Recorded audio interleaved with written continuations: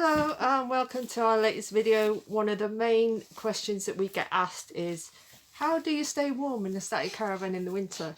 We haven't had any problems though, have we? Can you put another heater on? It's freezing. So we're going to tell you a little bit about our 7 months in the van so far. So we've survived and thrived through snow, ice, gale force winds, a couple of named storms. We've just done really well. I think a lot of people had a lot more concerns about us than we did about ourselves. We just kind of roll with it and see what happens and deal with things as they go along. What we're going to do is talk about 6 ways that we've kept warm over winter in the caravan, and you can join in as well, Ollie, if you want to. So one of the first things that we did when we actually had the caravan installed, planted, abandoned in the middle of a garden, was fit skirted around the front and the sides. It stops that wind from being able to howl right underneath, and just, yeah, it really makes a massive difference to stopping that airflow coming through from underneath the van. Yeah, we've done like probably 90% of the van, but we've still got a little bit to fit around the back where all the pipes come out and stuff, so that's a job well done.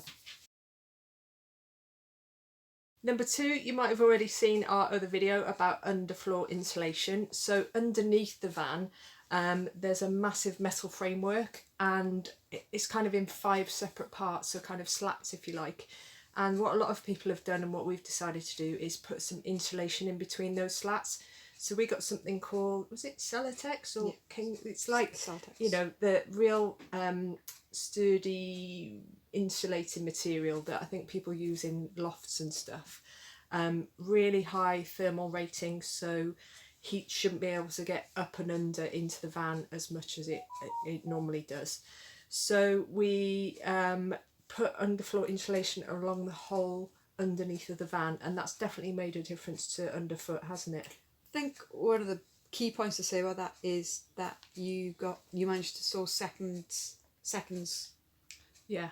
So some of the edges weren't completely straight, but you know, really good quality, but massive cost difference. Yeah, a massive saving on cost. Like if we'd have paid full price for every board, it would have run into probably about 600 quid.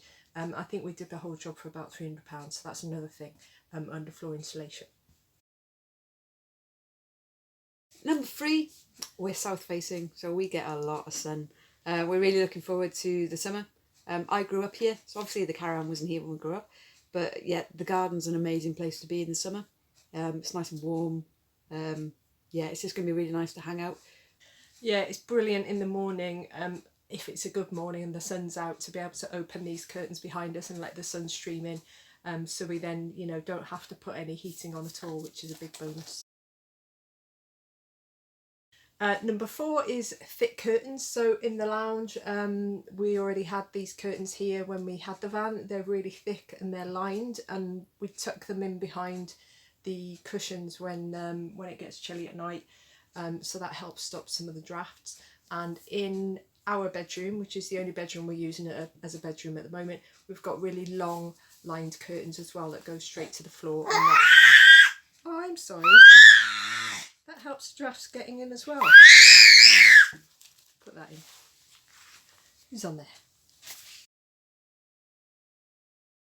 So number 5,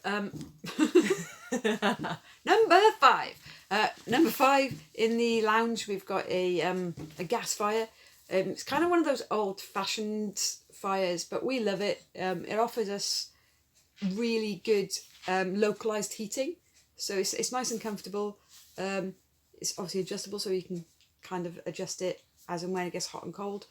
We've got really good relationship with the local gas company, Kim's Gas. They're awesome.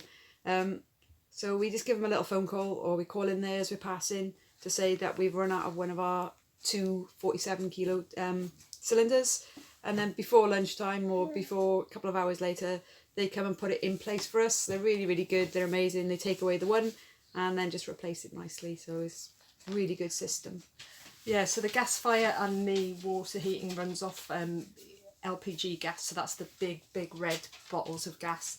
And obviously through the winter we were burning about 1 bottle every 3 to 4 weeks, which is about 85 quid. But in the recent month or so we haven't burned as much gas at all because the sun's been out and we haven't had the gas on in the day, which is a bonus and saves a bit of money. Number 6 is oil-filled radiators, and we've also got an electric panel radiator. So there's a panel radiator between the lounge and the hallway, which is already here with the van, and that kicks off quite a bit of heat. We bought 2 oil-filled radiators, a small one for the lounge and a larger one for the bedroom. So at night we just have the oil-filled radiator on in the bedroom. We don't have anything else on in the lounge, so that this area does really cool down at night. But when we get up in the morning during winter, we quickly turn on the little oil-filled radiator, turn on the gas fire on low, and it heats up really quickly. In the bedroom, the oil-filled radiator is big enough to keep it warm at a constant temperature all night, because obviously he's in the bedroom with us. So we've got it between 16 and 20 throughout the night, even when it was super cold and snowing and icy and stuff like that. There's been many a time where we woke up sweating our bits off, where the temperature's risen slightly outside, and we're kind of like, oh my god, turn the heater down, open the door, let it out. But it's not, as long as Ollie's fine, that's all that matters. So plans for the future, what could we do to kind of make the I was going to say property. It is a property. It is a property. To make our home, even better through the winter. We've got a couple of ideas, haven't we? Yeah. One of the first things we're going to do is fit double glazing. I think it'll make a massive difference. Just to have that kind of no draft through the window will make a huge start. And we'll have a lot more opening windows as well. Or that's the hope. We've got a couple of the windows open in the lounge, but I'd like them all too. So that at least then we can get a nice bit of airflow going through everywhere. The other thing to think about is whether we could have central heating, but there's not a lot of wall space in the van, so we'd need to speak to the guys who bought the van off. Okay, so that's just a quick rundown of 6 things or 6 ways that we've managed to keep warm in the van over winter. So we've been in it when it's been snowing, when it's been icy, when it's been hailstones, when it's been storms, rain, torrential rain, flooding rain. And now we've got sunshine! So we look forward to the good weather, but that's our 6 ways to keep warm in a van during winter. See ya.